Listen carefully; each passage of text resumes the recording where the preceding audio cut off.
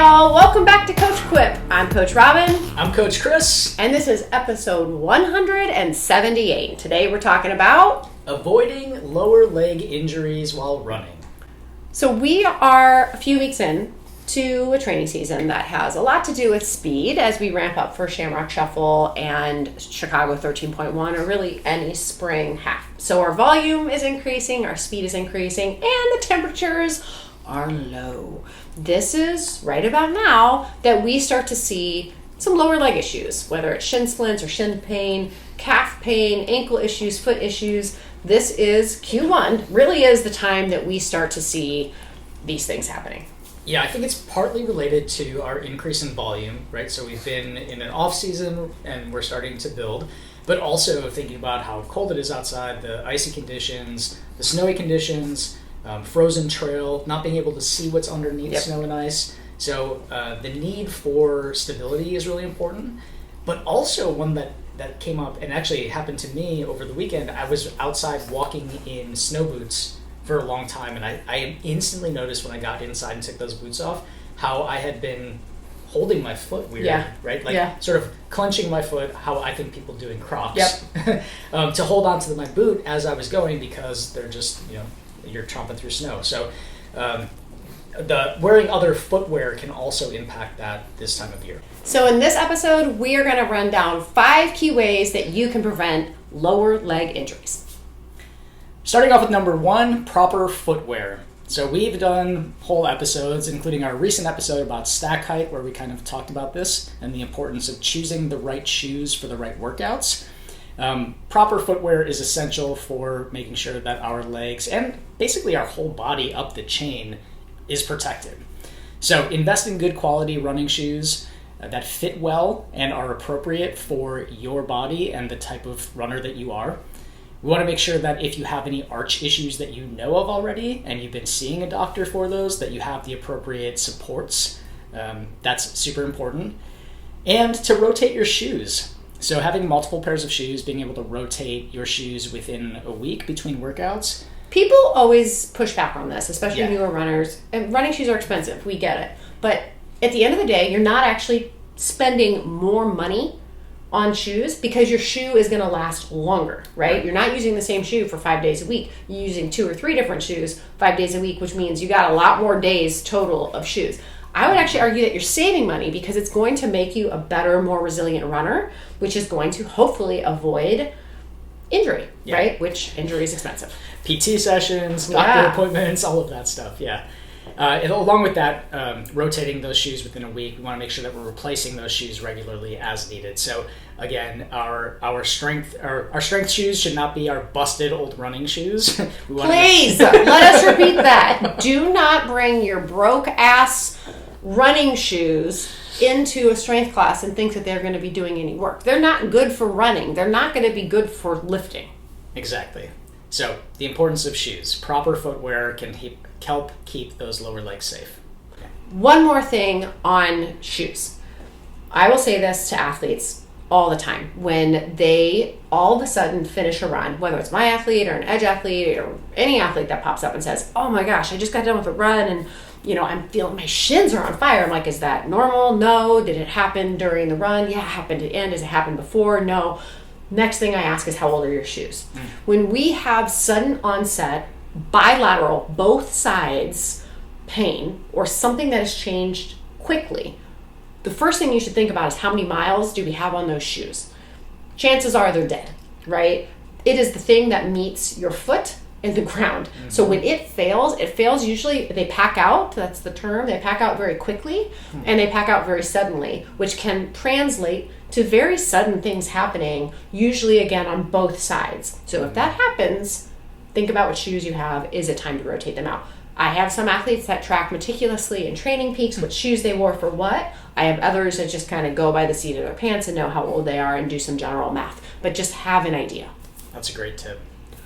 All right, number 2, preventing low leg injuries. Train smart. Gradual progression. We cannot talk about this enough. Gradual, intentional increasing of run distance allows your body to adapt. Your cardiopulmonary system always adapts faster than your musculoskeletal system. So if we ramp up our mileage or our intensity too quickly, our musculoskeletal system is going to get real angry, and usually in the form initially of that low leg, right? Warm up and cool down. We are boring. We know we're boring talking about this stuff, right? But performing a dynamic warm up before and a cool down after, including dynamic stretches for your calves and your hamstrings, and even things like toe yoga if we need to activate our stabilizers in our foot and increase our proprioception, it is really going to safeguard against low leg stuff coming on. These are the things that make a big difference, right? And I think it was when we did some past episode where we asked the coaches for their tips. Coach Matt, I think, said something about like embrace the boring, right? Like it's the little things that make a big difference. That when we consistently show up and do our warm up and do our cool down, and we know that those aren't the sexy parts of a workout, they are the parts that make perhaps the most difference in how you will perform in that workout and how you're going to feel after and how you're going to be able to bounce back and train the next day. So it really is important to nail those little things like that. One other way to truly train smart that we have seen, especially like right now when we're recording, we are in a major, very, very, very cold blip. And in the middle of the day, it is warm enough to get out, but there's no way you're going to be warmed up when you start outside in that. So either warming up inside, or one of my personal favorites, which is getting into the hot tub before you head out and really just infusing that hot water on your low leg is going to bring a lot of blood to that area, which normally would be like, oh, bad inflammation. But if we're going to be heading out in the cold, it's a great way to warm up your tendons and your ligaments and get them really ready to do work before you plunge yourself into Siberia.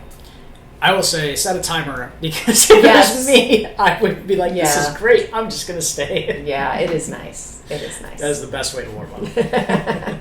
Next up is cross training. So incorporating other activities that aren't running, like swimming or cycling, that work different muscle groups. Ideally, they're non-weight bearing too, so you're getting some great cardio benefit, but you're not overusing, especially that low leg. One asterisk on swimming. Mm-hmm. When you push off the wall, water is 12 times as dense as air. That is insane. 12 times. It's a multiplier. So when you push off the wall with both feet, I know when I get back into swimming, sometimes my calves will cramp something fierce, like a third of the way into a length after I push off. It's like, oh my gosh, yeah, it is actually like lifting. So, push off the wall gently. Mm-hmm. But otherwise, have at it. And one final one here is to run on soft surfaces like grass or a track whenever possible. Grass when the ground is frozen is going to be pretty close to frozen pavement. But this is also why we love trail running. It is so good for conditioning our lower legs when it's safe to do so. And I'm, in the winter months maybe less so, but that instability and making your body pay attention to where you're going can really help strengthen your body, strengthen your lower legs, and specifically like around the ankles and the feet, without it being an extra thing that you're doing. It's like incorporated into your run. Yeah, I always go back to, if we get better at proprioception, which is our body knowing where it is in relation to space. So let's say that I go out, it's not a frozen ground, and I go and do some of my dynamic warm up in an open field where there's grass and I'm a little bit destabilized and my body is having to work a little bit harder to stabilize me. Mm-hmm. I'm going to be more fired up in my low leg everywhere neuromuscularly, especially in my low leg, so that if I am doing my tempo run as my main set and I have to take like a really jagged, quick, there's an errant dog, let's say on the 606, and I have to do a quick zig, to my right, I could injure my calf doing that if I'm not properly warmed up. But if you warm up dynamically and you can fire up your stabilizers before you need them, before you step off of a curb or whatever it is it might be that pisses off your low leg, winning. Yeah. Great way to kind of layer in that fitness. Also boring. Number 3, your third way to avoid low leg injuries.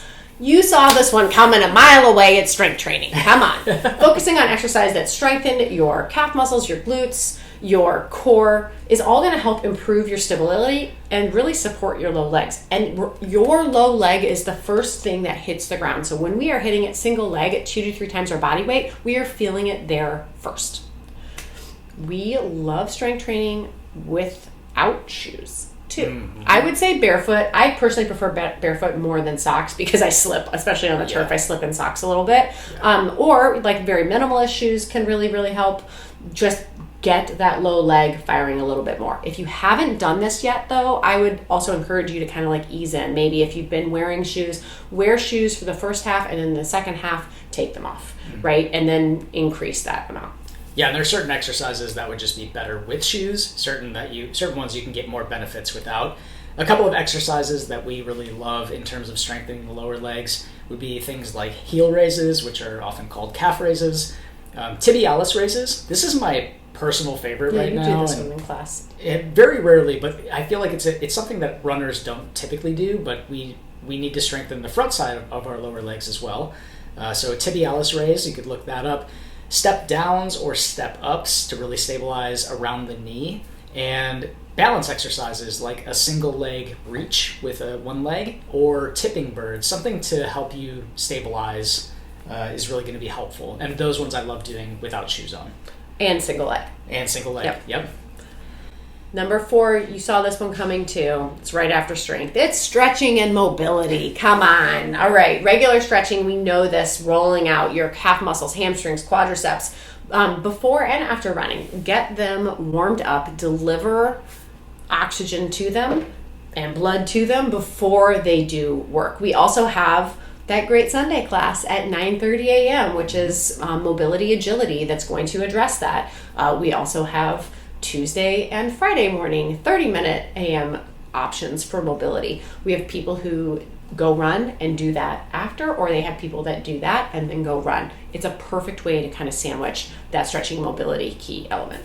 And you just said go all the way up hamstrings, quadriceps as well, and I wouldn't necessarily consider that low leg, right? But before in strength training you mentioned core, and how core stability and glutes are also really important for lower legs. So I think it's important that you remember that all of our kinetic chain is connected, right? So when something happens to the ankle, it could be caused from something in your hip or a way that you're holding your shoulders. Your body is a chain, and we need to make sure that we're paying attention to all of that, which is why core strength can be helpful for strengthening or making you more stable on the run in your lower legs, but also paying attention to upper legs or even foam rolling your glutes could be helpful in making sure that the lower legs prevent injury as well. Our final tip here is about running technique. So making sure that we have proper running form is obviously going to help you avoid injuries. There's not a specific space where people should be striking. Like how we strike the ground is pretty personal. And there are people who tend to be more forward runners.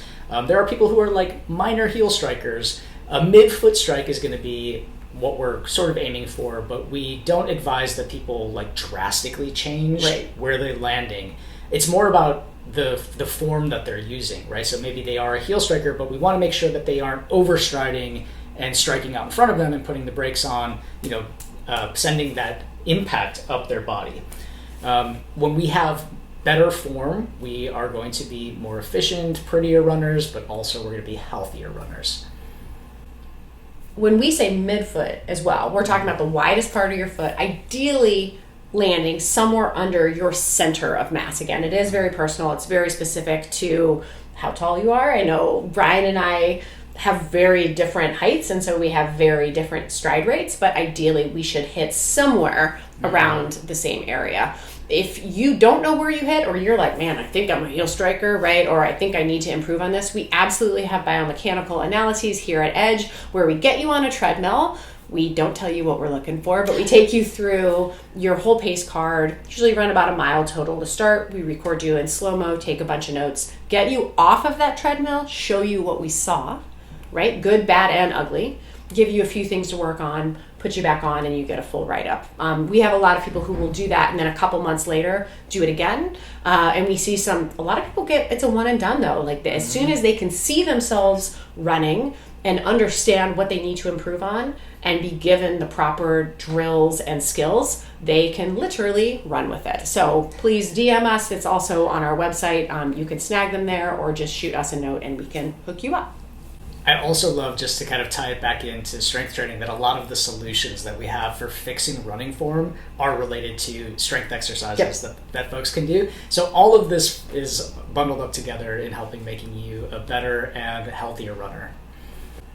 So to recap, 5 ways that you can prevent lower leg injuries. Number 1, proper footwear. Go somewhere, get fit, get multiple types of shoes for multiple type of runs, and you'll be on your way.